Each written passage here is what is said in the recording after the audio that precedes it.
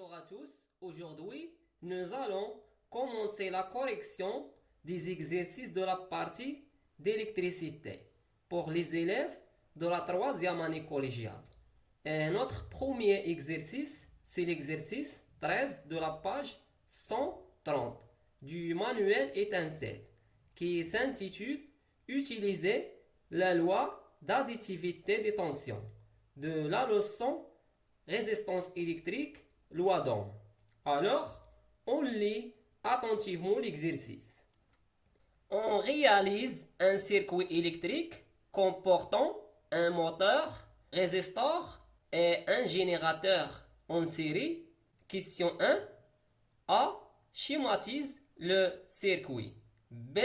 L'emplacement du résistor dans le circuit a-t-il une importance? 2. Le générateur délivrait une tension notée UG égale à 24 volts. La tension mesurée aux bornes du moteur est notée UM égale à 16 volts, soit UR la tension entre les bornes du résistor. La question A, en utilisant la loi d'additivité des tensions, établit la relation entre UG, UM et UR. B. Calcule la valeur de UR. La question 3, à l'aide d'un ampèremètre, on mesure l'intensité du courant qui traverse le moteur. On trouve I égale à 0,50 ampères. A. Place l'ampèremètre dans le circuit en précisant ses bornes. B. Quelle est la valeur de l'intensité du courant qui traverse le résistor? Justifie ta réponse. C. Calcule R, la valeur de la résistance. La correction, question 1, petit a. Schématise le circuit.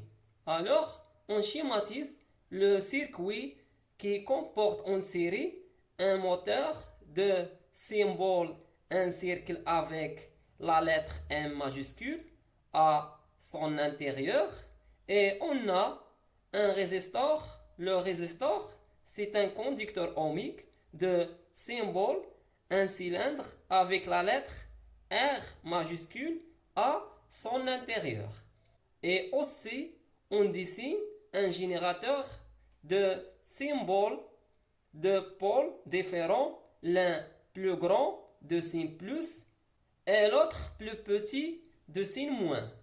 Et on ajoute le sens d'intensité du courant en rouge qui sort du pôle plus vers le pôle moins à l'extérieur du générateur.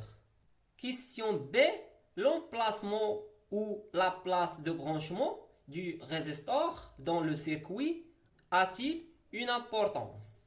Donc, la place de branchement d'une résistance dans un circuit n'influe pas sur la valeur de l'intensité du courant électrique. Donc, on dit que l'emplacement du résistor n'a pas d'importance dans le circuit. Donc, quelle que soit la place du conducteur ohmique, ça ne change rien. La question 2, le générateur délivrait, c'est-à-dire générer ou créer une tension UG égale à 24 volts. La tension mesurée aux bornes du moteur est égale à UM égale à 16 volts. Et on a UR, soit UR, la tension entre les bornes du résistor. A, la question A, en utilisant la loi d'additivité des tensions, établit la relation entre UG, UM et UR. Donc, qu'est-ce que c'est la loi d'additivité des tensions qu'on a déjà étudiée dans le rappel 3? La loi d'additivité dit que dans un circuit en série, la tension aux bornes du générateur est égale à la somme des tensions au bord de chacun des pôles. Donc, UG, la tension entre le générateur, égale à UM, la tension entre les bornes du moteur, plus la tension entre les bornes du résisteur, UR. C'est ça la relation entre UG et UM et UR. La question B calcule la valeur de UR. Donc, on va utiliser la relation précédente. Puisqu'on a UG égale à UM plus UR, donc UR égale à comme une équation. UR égale à UG moins UM. Et on a UG égale à 24 volts et UM égale à 16 volts. Donc, application numérique, UR égale à 24 volts moins 16 volts égale à 8 volts. Donc, UR égale à 8 volts.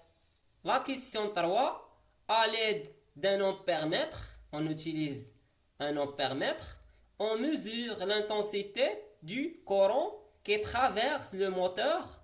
On trouve I égale à 0,50 ampères. La question A, place l'ampère-mètre dans le circuit en précisant ses bords. Alors, on a déjà dit que l'ampère-mètre, il se branche toujours en série dans le circuit. Et en plus, de telle manière que le courant qui le traverse entre par sa borne positive, comme le montre la figure.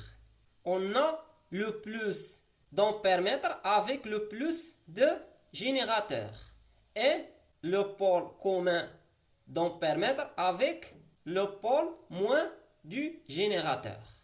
La question B, quelle est la valeur de l'intensité du courant qui traverse le résisteur? Justifie ta réponse. Donc, pour répondre à cette question, il doit utiliser une loi s'appelle la loi d'unicité de l'intensité qu'on a déjà étudiée dans le rappel numéro 3. Qu'est-ce que dit cette loi? L'intensité du courant électrique est la même en tout point du circuit en série. On dit que dans un circuit en série, il y a unicité d'intensité. Donc, d'après la loi d'unicité de l'intensité, et sachant que l'intensité du courant qui traverse le moteur, on a dans les données de l'exercice I égale à 0,50 ampères. Alors, cette valeur de l'intensité du courant électrique est la même en tout point du circuit en série. Donc, la valeur de l'intensité du courant qui traverse le résisteur égale à I égale à 0,50 ampères. La dernière question, c'est calcule R, la valeur de la résistance. Donc, pour calculer R, il doit utiliser la relation de la loi d'Ohm. Qu'est-ce que dit la loi d'Ohm? Donc, en appliquant la loi d'Ohm, la tension UR aux bornes d'un conducteur ohmique est égale au produit de sa résistance R et de l'intensité du courant I qui le traverse. Et la relation mathématique ou l'expression qui traduit cette loi, UR égale à R fois I, avec I en ampères, A de symbole A, et U la tension en volts de symbole V, et R la résistance en ohm de symbole oméga.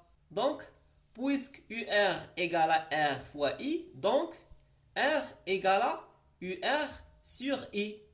On a une équation. UR égale à R fois I, donc R égale à UR sur I. Et on a dans les données de l'exercice UR qu'on a déjà calculé égale à 8 volts et I égale à 0,50 ampères. Donc, application numérique, R égale à 8 volts divisé par 0,50 ampères égale à 16 ohms. Donc, R égale à 16 ohms. Et finalement, je vous remercie de votre attention et à bientôt.